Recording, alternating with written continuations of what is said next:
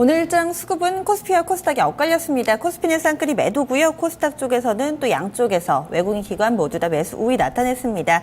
외국인이 이 유가증권 시장에서 막판에 좀 매수 전환해주지 않을까 싶은데 후반에 약간은 힘이 모자라는 모습이었는데요. 자세하게 분석해 보겠습니다. 토마토 투자 클럽 김대복 전문가입니다. 안녕하세요. 네, 안녕하세요. 반갑습니다. 네, 오늘 수급의 키면은 어느 쪽이죠?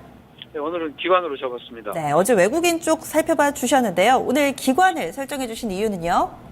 네, 기관이 오늘 시장 흐름에서 코스닥 시장을 주도하는 이런 시장 흐름이 진행됐습니다.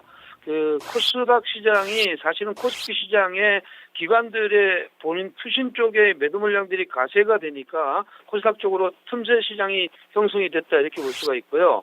네, 미국의 4월 고용 지표에 대한 기대감이 지금 현재는 굉장히 많은 상황에서 이런 쪽으로 진행됐고 사실 어저께 코스피 시장 2067과 코스닥의 654는 저는 단기 저점이라고 이렇게 보입니다. 다만 물꼬를 코스닥 쪽으로 먼저 텄기 때문에 이 흐름은 주초에도 이러한 흐름들을 이어갈 것이다 이렇게 보겠습니다.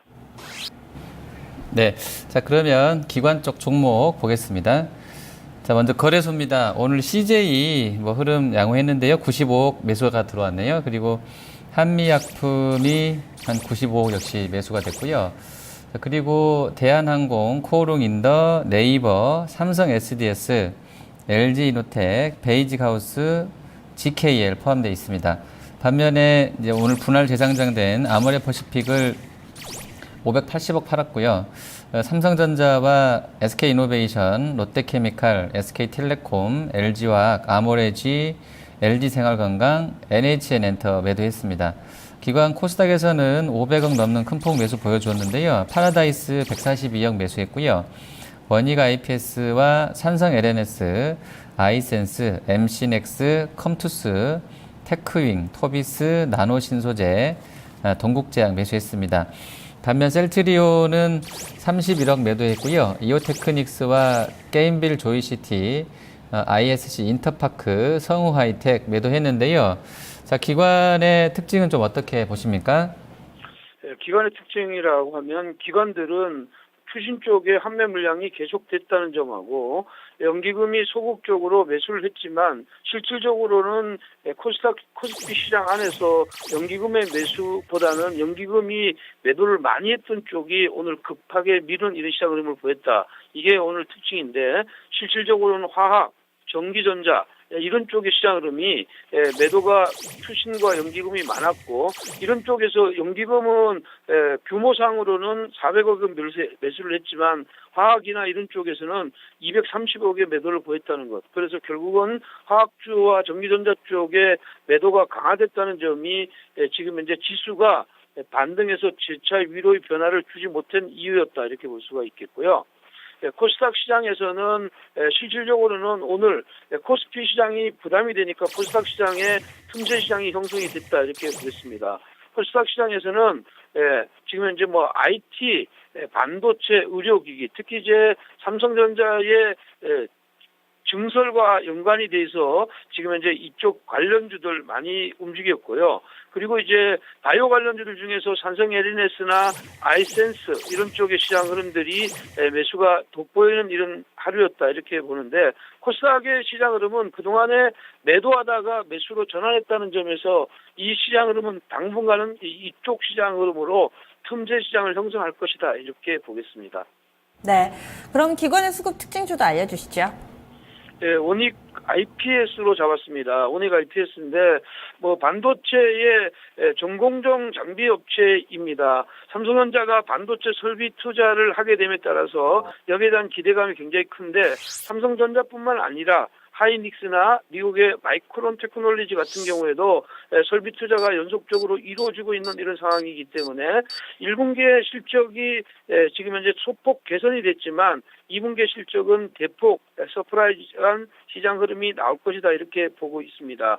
기관들이 이틀 동안 매수였던 지금 현재 연속성은 적지만 강도가 높았다 이렇게 봅니다. 첫날에 74만 주, 둘째 날에 90만 주 가까이 샀는데 오늘 약 한 120억 정도의 매수를 보였다는 것을 보면 이 시장의 흐름들을 추가적으로 굉장히 오래 쉬었다가 N자형 상승의 흐름을 보였기 때문에 직전의 고점, 금년도 고점을 탈환할 가능성이 높고 흐름상으로는 15,000원까지 열려있다 이렇게 볼 수가 있겠습니다.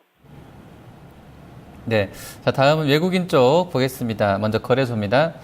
자, SK 하이닉스 270억 매수했고요. 기아차와 SK 이노베이션, 그리고 CJ 제일제당, 대우증권, 효성, 하나투어 들어와 있습니다. 호텔신라와 삼성증권, SK CNC, NC소프트, 롯데케미칼 매수했습니다.